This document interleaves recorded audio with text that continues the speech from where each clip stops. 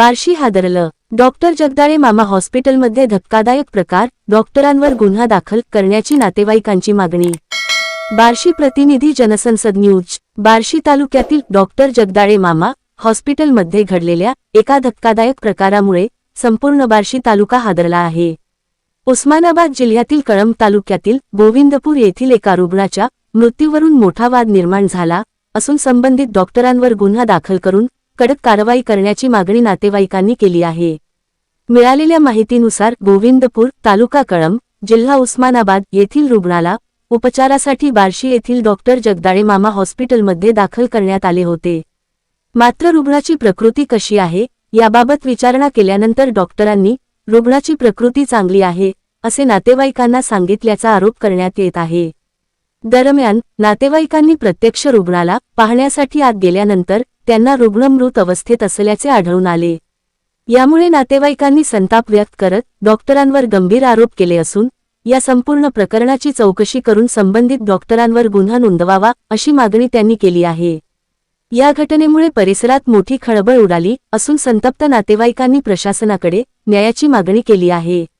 या प्रकरणाची सखोल चौकशी होऊन दोषींवर कठोर कारवाई होणार का याकडे आता सर्वांचे लक्ष लागले आहे. नाव अक्षय शिवाजी मुंडे, राहणार गोविंदपूर, तालुका कळंब, जिल्हा उस्मानाबाद. आम्ही 4 तारखेला इथं संध्याकाळी ॲडमिट झालो. मग ॲडमिट झाल्यानंतर छातीत दुखत होतं आणि पाठीत चमकत होतं. मग सुरुवातीला 1-2 दिवस ट्रीटमेंटमध्ये त्यांनी सांगितलं की आता छातीमध्ये कसल्याही प्रकारचा ब्लॉक नाही, तुमची सुट्टी होऊन जाईल. आज पुन्हा नंतर सिटी स्कॅन करायला लावलं आणि सिटी स्कॅन करायला लावल्यानंतर क्लिअर एक 3 वाजता आम्ही स्वतः पेशंटला उठवलं. पेशंट असं वाटला, पेशंटला बोलला आणि स्वतः असं चेअरवर बसवल्यानंतर त्यांनी आम्हाला सांगितलं की आता पेशंट व्हेंटिलेटरवर गेलाय तुमचा, आता तुम्ही बाहेर जावं म्हणल्यानंतर आम्ही म्हणलं डॉक्टर आलेत का. त्यांनी 2 तास आम्हाला खेळवलं की बाबा डॉक्टर मध्ये आहेत. आणि मग 2 तासानंतर आमचा राग अनावर झाला. आम्ही दरवाजा उघडून मध्ये गेलो तर काय नाही, सगळे सिस्टम मोबाईलमध्ये बघत होत्या, काही कोणाचं लक्ष नव्हतं. पेशंट डेथ झालेला होता आणि तिथून पुढे आम्हाला 2 डेथ झाल्यानंतर गोळ्या आणायला लावल्या. त्या गोळ्याची टायमिंग सुद्धा आमच्याकडे आहे, त्या पावतीमध्ये उपलब्ध आहे. मेडिसिनची पावतीची टायमिंग. डेथ झाल्यानंतर पुन्हा आम्हाला गोळ्या आणायला लावल्या आणि सगळी ट्रीटमेंट पण सुरुवातीपासून चुकीची दिली आणि शेवटच्या दिवशी सिटी स्कॅन केलं. आता आमचा माणूस गेलाय, आता काय आम्ही काय करायचं सांगा. ऑफिशियली आम्हाला 5 वाजता सांगितलं आणि एंजिओग्राफी मध्ये की ब्लॉकेज नव्हतं.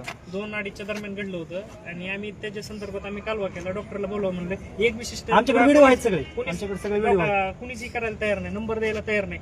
आम्ही त्या कंपाऊंडरला विचारलं, डॉक्टरचा नंबर नाही, डॉक्टरचा नंबर सांगायला होतो की तुमचा साखरे डॉक्टर आणि साखरे डॉक्टरला आम्ही विचारायला गेलो. जेव्हा तुमचा पेशंट गेला काय करायचं ती करा, त्याचं माधुरी बोल नाही भाषा व्हिडिओ आहेत.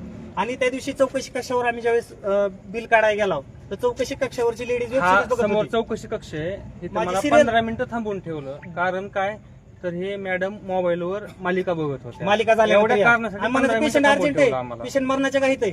आमची वेब सिरीज होत्या, वेब सिरीज चालू होती बघायला. काही कुणाचं काय नाही, निष्काळजी. साखरे डॉक्टरच्या निष्काळजीपणामुळे झाले. साखरे डॉक्टरचा मूर्खपणा. आणि ह्या दवाखान्यामध्ये कोणती ट्रान्सपरन्सी ठेवलेली नाही. पेशंटचं मध्ये काय चालू आहे काही सांगत नाही, भेटू देत नाही. आणि पेशंट गेल्यानंतर सुद्धा औषध गोळ्या आणायला लावले त्यांनी आम्हाला. आणि प्रत्येक लेडीज येते काय चालू आहे व्यवस्थित आहे, सगळं व्यवस्थित आहे. आणि पेशंट तर डेथ झालाय आणि आम्हाला म्हणतात हालचाल चालू आहे. 2 तास खेळवलं, पुन्हा औषध आणायला लावली. 2 ते 5 आमचा पेशंट सिरियस होता. 2 ते 5 आयसीयू विभाग आहे, पेशंट सिरियस आहे. डॉक्टरच घरी, डॉक्टर घरी. आणि आम्ही म्हणतो नंबर आम्ही मध्ये जाऊन बघितलं तर सिस्टर लुडो खेळत बसलो.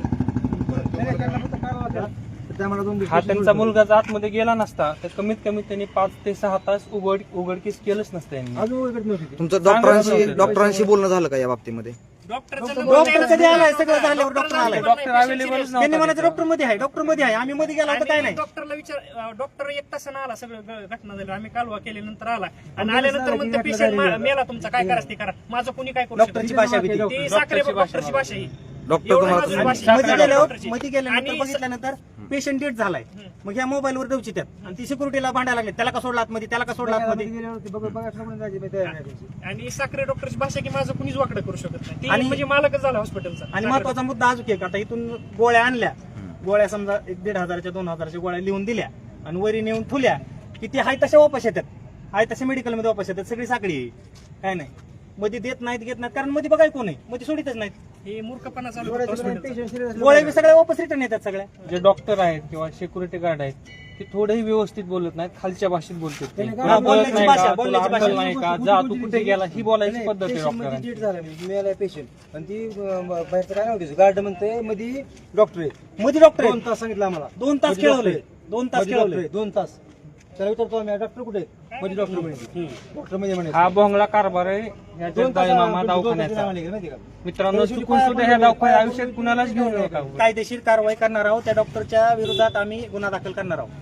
गुन्हा दाखल केल्याशिवाय आम्ही पेशंट हलवणार नाही. आता डेड बॉडी कुठं आहे? ते मध्ये आणि अजून पुन्हा त्याने आम्हाला लय विचारता तर आता बाहेर काढायला चालू केली त्यांचं आणि त्यांनी म्हणून डेड बॉडी बाहेर काढायला चालू होती. त्याचा नंबर द्यायला सर सगळी भ्यायला लागली, कुणी नंबर बी द्यायना. नंबर दिला नाही आम्हाला कोणी. सिस्टर आणि सिक्युरिटी आमच्या नोकरीचा सवाल आहे, म्हणजे आम्हाला नंबर देता येत नाही. आम्हाला आमचा माणूस मारायला लागला ना तिथं, पुन्हा काय 2 करायचं? ते 5 पेशंट सिरियस असताना साखरे अजिबात तिथं आला बी नाही, फिरकाला बी नाही आणि काहीच त्याने ट्रीटमेंट बी केली नाही. आमचा पेशंट आमचं एकच म्हणतो, साखरेचा साखरे- हा एकमेव जबाबदार डॉक्टर आहे आमचा साखरे patient डॉक्टर जबाबदार. आमचं म्हणतो आणि फोन करून विचारावं. इतकं खोटं बोलायचं डॉक्टर मध्ये फोन करून विचारायचं. डॉक्टर मध्ये अँजिओप्लास्टी चालू आहे, डॉक्टर तर घरी. आम्ही पुन्हा कुठं फोन लावायचा म्हणजे फोन लावायचा नंबर कोणी दिला नाही आमच्या डॉक्टर तर जीव जे गेलाय ह्या डॉक्टरांच्या निष्काळजीपणामुळे जीव गेलेला आहे. हे बघा ह्याला जबाबदार दवाखाना आणि डॉक्टर राहील. आता हे वारंवार आम्ही सांगत होतो की पाठ संपत्ती पाठीकडे लक्ष द्या डॉक्टरनं काही लक्ष दिलं. आणि काल सकाळी सांगितलं सुट्टी होईल, सगळं ओके झाले. मला सांगा पेशंट यांच्याकडून दुसरी एक गोष्ट की यांच्याकडून जर होत नाही तर यांनी सरळ सांगायचं होतं तुम्ही दुसऱ्या आम्ही हॉस्पिटलला सकाळी तेच आम्हाला म्हणलं पुढं तरी होतं. करता आलं असतं. नाही, तर आम्ही नाही, अश्विनीला शिफ्ट करतो सोलापूरला, हे आम्ही म्हणलं होतं. त्यांनी नाही तसं करत हे म्हणलं. सांगितलं नाही. आम्हाला काय सांगितलं? आम्हाला पुढची पाऊल उचलली. आमचा जीव वापस येईल का? आणि पेशंट हा मेलेला नाही, तर ह्याला मारलं गेलं ह्या दवाखान्यातल्या डॉक्टरांनी. मेन कारणीभूत त्याला ते. कारणीभूत डॉक्टर येते. ते साखरे डॉक्टर मेन कारण होते, दुसरं अहो साखरेचा आलाच नाही विजिट आणि कुणीही ह्याची जबाबदारी घ्यायला तयार नाही, कोणताही डॉक्टर जबाबदारीच घेत नाही ह्याची. बरं. ढकलाढकली चालू आहे. सर्व माध्यमांनी याची नोंद घ्यावी की अतिशय तुझं आपल्या बार्शी तालुक्यामधलं नामांकित हॉस्पिटल जगदाळे मामा हॉस्पिटल, या हॉस्पिटलमध्ये अक्षरशः डॉक्टरांच्या निष्काळजीपणामुळे असं होणं म्हणजे या मुलाच्या आईचं या ठिकाणी निधन झालेलं आहे. डॉक्टरांचं लक्ष नाही आहे, पेशंटकडं ज्या नर्स आहेत त्यांचं बिलकुलही लक्ष नाही. या अक्षरशः जगदाळे मामाचं हॉस्पिटल अख्ख्या सोलापूर जिल्ह्यामध्ये महाराष्ट्रामध्ये रेप्युटेड हॉस्पिटल आहे. या हॉस्पिटलचं टोटल रेप्युटेशन खराब झालेलं आहे या डॉक्टरांच्या दुर्लक्षपणामुळे. तरी या ठिकाणी आम्ही या केसचा आम्ही या FIR दाखल करणार आहोत. तरी या सर्व माध्यमानं याची नोंद घ्यावी आणि यासाठी प्रयत्न करावा. आम्हाला न्याय मिळवून द्यावा. तुमच्याकडून एवढीच अपेक्षा आहे, आम्हाला न्याय मिळवून द्या आणि त्या साखरे डॉक्टरला आणि डॉक्टरवर दवाखान्याला योग्य ती सजा कारवाई भेटू द्या. करून त्याला ही करण्याची शिक्षा द्यावी. हत्येचा गुन्हा त्याच्यावर नोंदवा, एवढीच आमची मागणी आहे. त्याचा जो माजुरीपणा आहे, बोलणे आहे, त्याच्यावर बोलण्याचं हात- व्यवस्थित नाही हात- म्हणजे बोलण्यामध्ये नाही तर तुम्ही समजावून सांगणं हे बी त्याच्याकडे नाही असं म्हणजे